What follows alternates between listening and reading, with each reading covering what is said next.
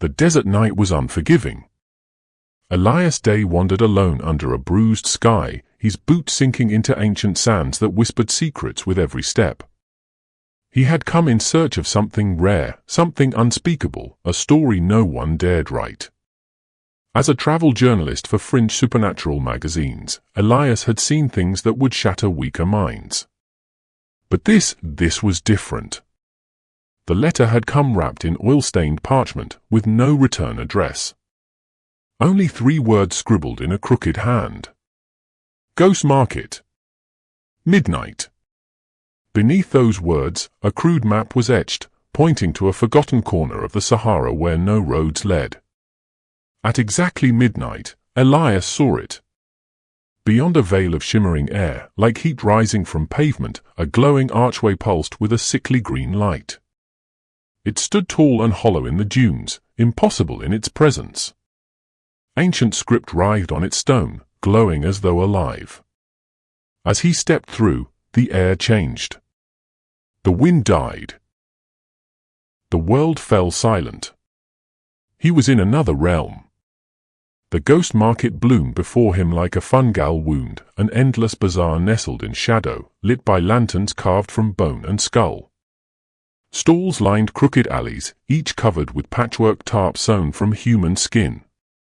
The merchants were neither alive nor dead. Their eyes were empty, their mouths stitched or gaping with jagged teeth. They watched Elias as he passed, murmuring in languages that should never be spoken.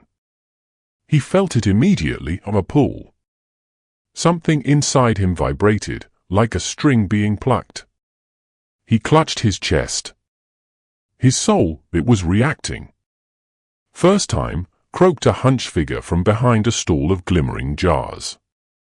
Inside each one swirled a ghostly essence, screaming silently. Elias nodded. The merchant grinned. Its face cracked like dry clay. Everything has a price here. Even curiosity. Elias moved deeper into the market, passing booths selling bottled memories, dreams extracted from children, laughter sealed in iron flasks, and emotions harvested like fruit. He watched a gaunt woman barter her grief in exchange for her dead husband's voice, now preserved in a glass throat that whispered her name. Suddenly, Elias heard his name too. Elias? Elias Dey. He turned sharply. A pale girl stood before a dark tent draped in crimson silk. Her eyes were vast, black voids. She wore no shadow despite the firelight around her. "I've been waiting," she said. "Who are you?" She said nothing. Instead, she opened the tent flap. Inside, time collapsed. The tent stretched impossibly far, filled with endless rows of suspended bodies, humans hanging like puppets, souls glowing faintly in their chests. Above each floated a tag, name. Value. Owner. A figure emerged from the far end. He wore a cloak of stitched tongues, and his face was a polished mask that reflected Elias's terrified face. "Welcome," said the figure. "To the auction house." Elias backed away. "I'm not here to buy." "No," the figure said. "You're here to be bought." Chains shot from the floor. They pierced his skin with needles made of sorrow. His limbs froze. A burning sensation bloomed in his chest as the invisible hook began extracting. The pale girl smiled. "He's ripe." "No." "Stop." Elias screamed. "I'm alive." The mask leaned closer. "And yet you came willingly." With one final pull, Elias's soul tore free, luminous and shrieking.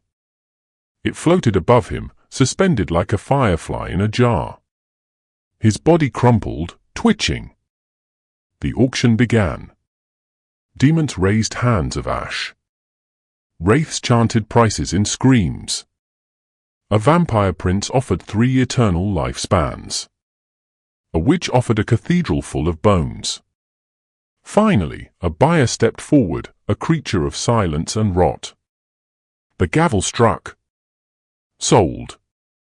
Elias watched, helpless, as his soul was sealed in black crystal and handed to his new owner. The last thing he saw was his own body, rising, empty-eyed, ready to become a merchant of the ghost market. And so Elias remained, trapped in a realm outside time, watching as more travelers arrived, drawn by whispers, pulled by greed or desperation. One by one, they crossed the veil. One by one, they were claimed. The ghost market never closes. The undead never sleep. And souls are always in demand.